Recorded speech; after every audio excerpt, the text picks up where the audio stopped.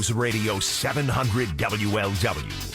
The proposed Iranian ceasefire deal has not been signed, but there is supposed to be an official signing ceremony on Friday, I believe, right? That is the rumor. But supposedly there's a deal in place. The Strait of Hormuz is opened back up.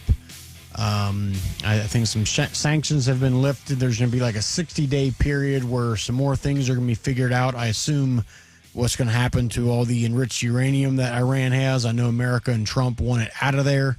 But look, in the meantime, looks like to be great news for economic things here in the United States. This has been a bad thing for the country, bad thing for Trump, everything, with the prices getting higher and gas getting so high. So hopefully this means some relief.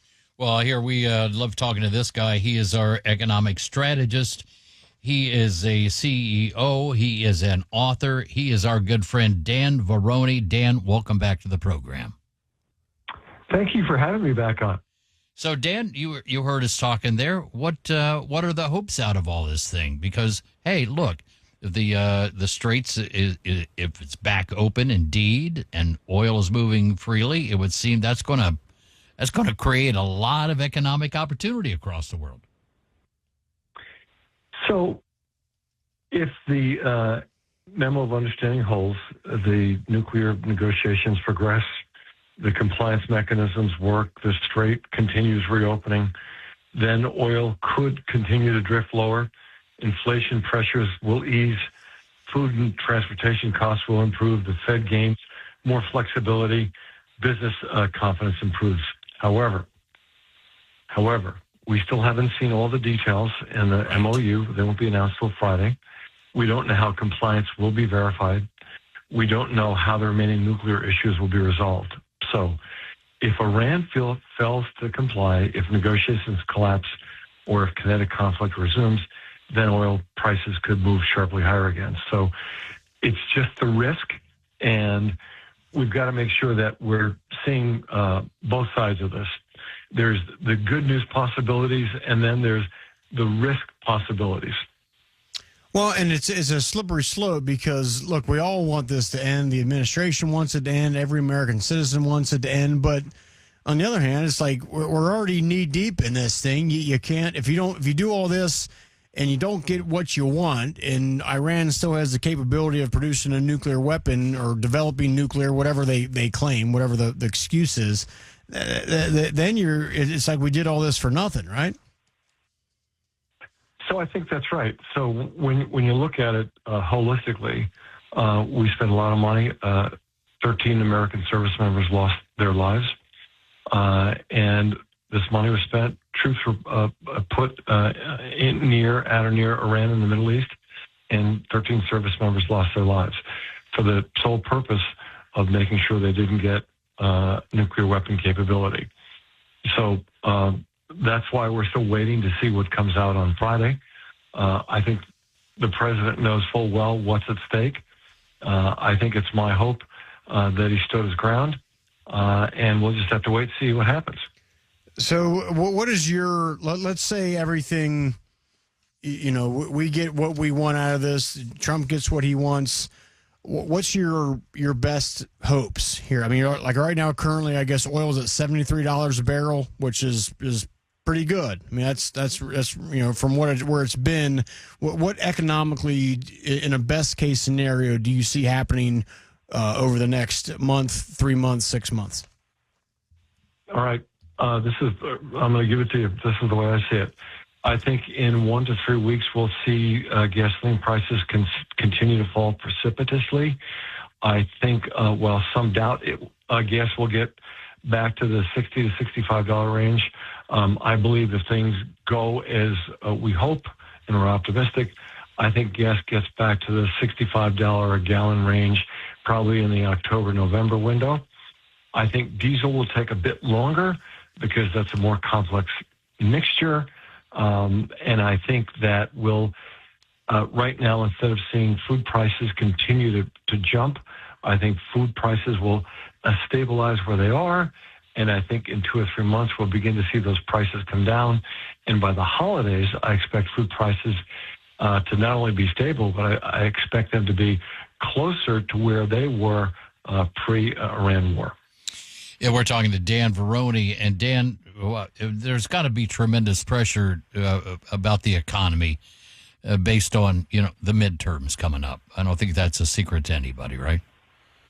There's enormous pressure. So I saw a poll, a YouGov poll, which is really an A-rated poll earlier today. And here's what was interesting to me, is that Democrats now only have a 2 percentage point edge in the generic ballot. They were up 6 or 7 points, just a few months ago. So that speaks to me, but at the same time, I think based on all the polls I'm seeing, that voters are very upset about the economy and prices and affordability. So I think that prices will have to come down sooner rather than later. Yeah. And the other thing they'll add to is sometimes when you're looking at these polls and you're in an election cycle, you have to ask yourself, is the cake already baked? Meaning, are people already set in their views and how they're going to vote? That's a question. So as we go forward in our conversations, we should be saying, is the cake baked or not? Based on that only one poll that I saw earlier today, looks like the cake isn't baked. Go ahead. Could still be. And it could. And so, from my perspective, Democrats need to be 3 points or more ahead in order for them to take the House. I think right now the Senate remains out of reach for them, and I think they are serious contenders to take back the House. But I think if they're only 1 or 2 points up by Election Day, I think it's going to be tough. I think you're right in that the cake isn't fully baked because set the economy aside, and that's obviously the number one thing that people will care about, how it affects them. But the other issues, Trump and the Republicans are killing it, right? I mean, crime in major cities is at record lows. The border is secure. Stock market is great. Job claims are great. So it's just kind of the prices of goods and gas, which is a huge piece of the puzzle. Mm-hmm. So you like to think if they get that solved, that would, people that aren't really, again, haven't fully baked the cake yet would easily swing back into it. And you hate to say it, but the Democrats, got to hate the fact that this peace deal is probably going to happen here because this is the thing that could swing those people back to more to the GOP side. Yeah, clearly, what they're waiting to do is they're waiting to see what comes out on Friday. Regardless of what comes out on Friday, I think they're going to pounce one way or the other. No doubt. I think, but the economy, when it comes to the economy, it's not just about the data; it's how people feel. And I think if there's 2 to 3 months of positive experience, if our gas continues to go down, if food prices stabilize and they go down, as people go starting their back-to-school shopping and they're seeing lower, moderated prices, these are all things that people feel, right? And if they're feeling better and they're looking better, I think people will pause and say, maybe we should stay with what we have, maybe. So it's all a factor of what happens on Friday, how the economy proceeds from there, and then whether or not we get compliance on the nuclear material issue. We're talking to Dan Varroney, and Dan, we go back to the trustworthiness of the Iranians. We've definitely seen them. Okay, we're going to do one thing, and then they have absolutely no intention of doing anything. It's all about verification. Yeah, President Reagan once said regarding the former Soviet Union, "Trust but verify."